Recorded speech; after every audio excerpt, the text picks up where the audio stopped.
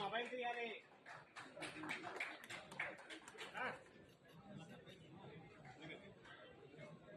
Ladies and gentlemen, please join me in giving them a warm round of applause as the panel.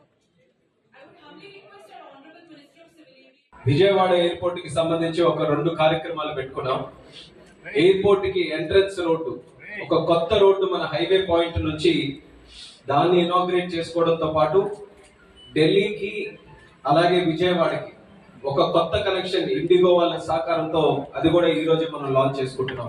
Civil aviation minister గా అయినప్పటి నుంచి దేశంలో ఎన్నో ఎయిర్పోర్ట్లు ఉంటే ప్రధానంగా దృష్టి పెట్టినటువంటి ఎయిర్పోర్ట్ మన విజయవాడ ఎయిర్పోర్ట్ అనేది కూడా తెలియజేసుకుంటున్నాం.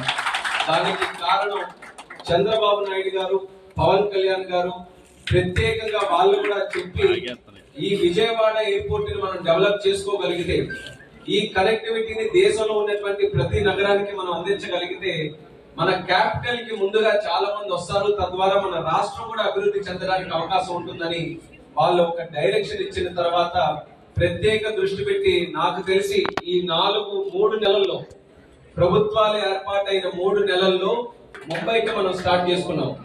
ఒక ఫ్లైట్ ముందుగా చిన్న ఫ్లైట్ ATR ఉంటే దాన్ని అప్గ్రేడ్ చేసి ఎయిర్ బస్ కింద బెంగళూరు కి కొత్త ఫ్లైట్ మనం స్టార్ట్ చేసాం. ఈ రోజు అదనంగా ఢిల్లీకి కూడా మరొక కనెక్షన్ మనం స్టార్ట్ చేసాం.